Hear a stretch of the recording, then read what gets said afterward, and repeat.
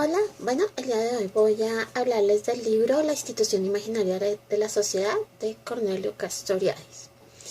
Al abordar el libro La institución imaginaria de la sociedad, se hace necesario comprender que el pensamiento de Castoriadis tiene dos ejes esenciales, la autonomía y la heteronomía,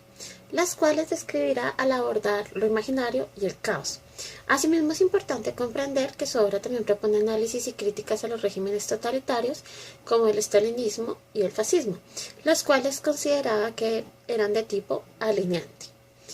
Por este motivo se hace necesario realizar la lectura de la obra, dejando de lado la lógica formal, ya que su autor propone un análisis en clave de la lógica del magma de significaciones, la cual se fundamenta en la indeterminación y la creación como fuentes en las que sustenta el imaginario. De tal modo se puede proponer que la institución imaginaria de la sociedad propone la sociedad como una abstracción que se produce y se instituye por los individuos, generándose una situación de reciprocidad entre lo instituyente y lo instituido, proponiendo que existe una especie de espejo donde lo imaginario provoca las instituciones, pero no es que éstas sean lo imaginario del ser humano, sino que los imaginarios individuales y colectivos que producen los individuos son los generadores de estas instituciones. En cuanto al ser humano, para Castoriadis, este es inconscientemente un animal filosófico, puesto que de forma inconsciente busca conocer y saber. Es un animal que busca dominar y poseer, pero el ser humano también es un animal poético que busca respuesta a sus inquietudes.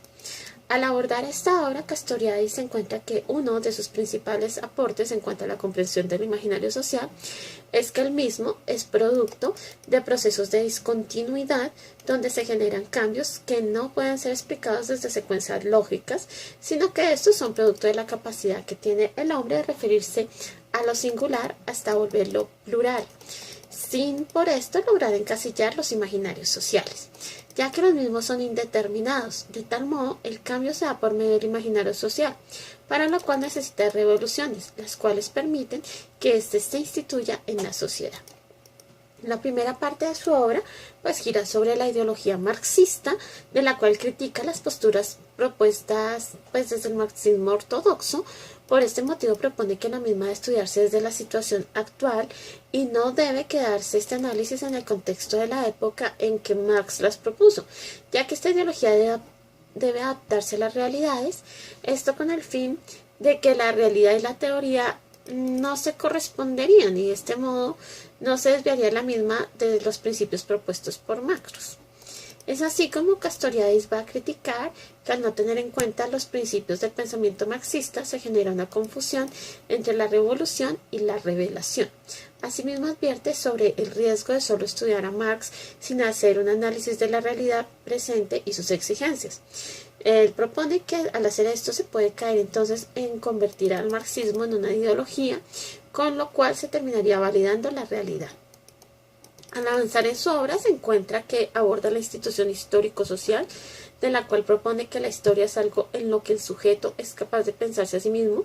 como parte de esta, puesto que el mismo es historia. Es por medio de la psique que se crea la imaginación radical, dando paso a lo histórico-social.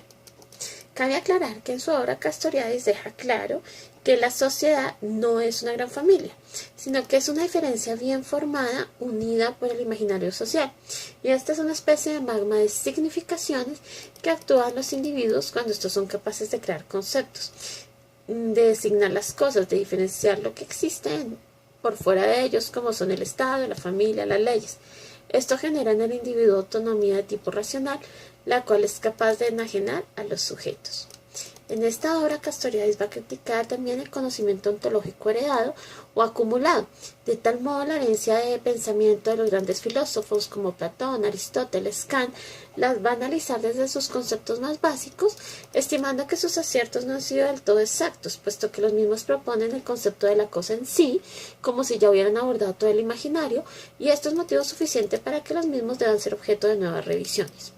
En cuanto a su análisis sobre lo social, se enfoca en el surgimiento de las sociedades históricas, jurídicas y prehistóricas. Para él, lo histórico y lo social deben pues, ser analizados conjuntamente, puesto que el ser humano mantiene una continua interacción, un dinamismo que hace que la historia fluya de forma continua.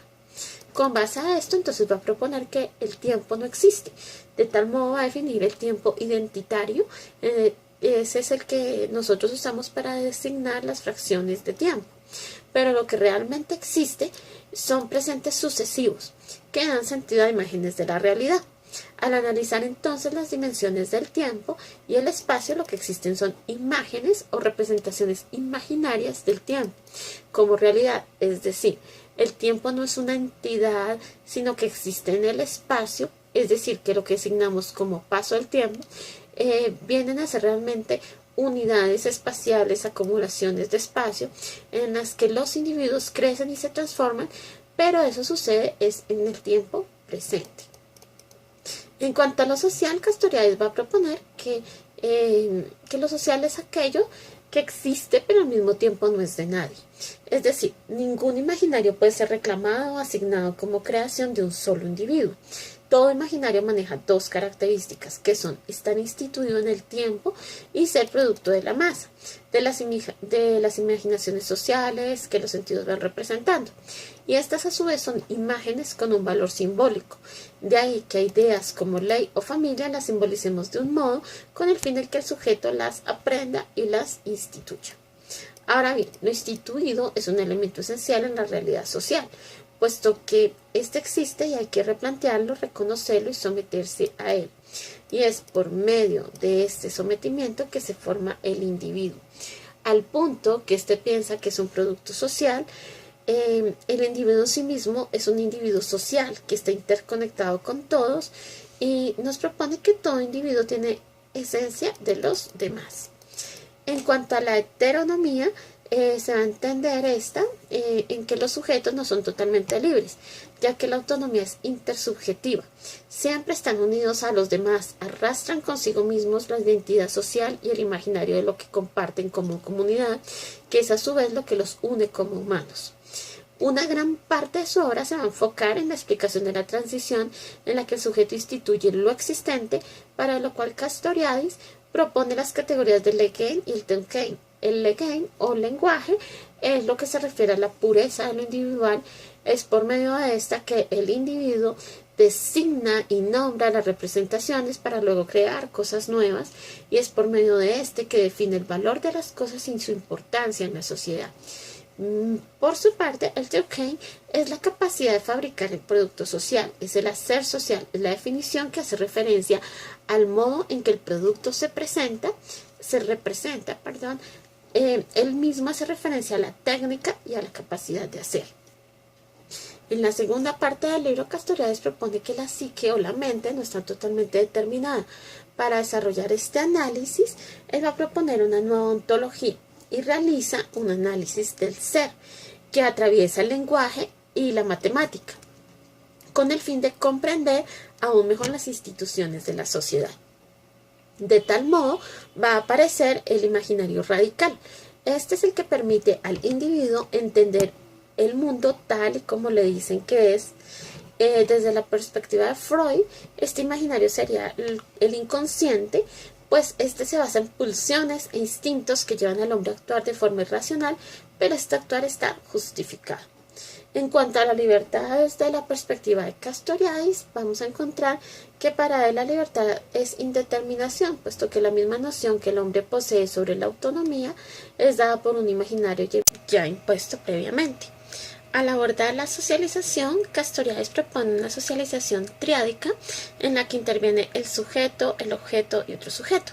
de tal modo que no existe socialización directa entre individuos, sino que lo que existe es una socialización de los individuos a través de los objetos. En cuanto a la organización política, Castoriadis realiza un análisis de los antiguos estados griegos, los cuales va a definir como sociedades autónomas de democracia directa, que se fundamentaban además en procesos de legislación que iniciaban desde ceros en cada nueva colonia, con lo cual lograban perfeccionar el arte de la democracia directa con una perfecta autonomía y orden. Ahora bien, cuando Castoriadis aborda las significaciones imaginarias de la sociedad desde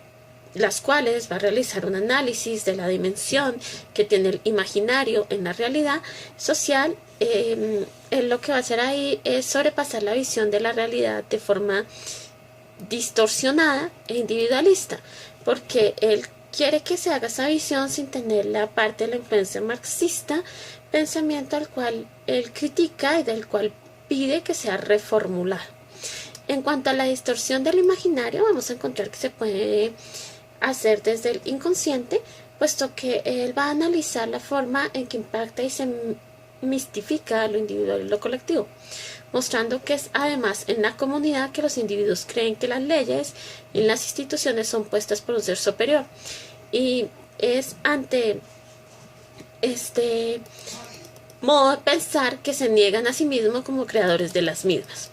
La representación en sí misma es creación de la imaginación radical, ya que es esta la que hace aparecer la representación creándola de la nada. Pero es de este modo que aparece lo que se define como un constituido, constituyente. Lo imaginario en sí se presenta como dimensión conjuntista identitaria, es decir, la que tienen en común todos los hombres, la cual es la base donde se desarrolla la dimensión imaginaria poética, la cual es la que da significado al mundo.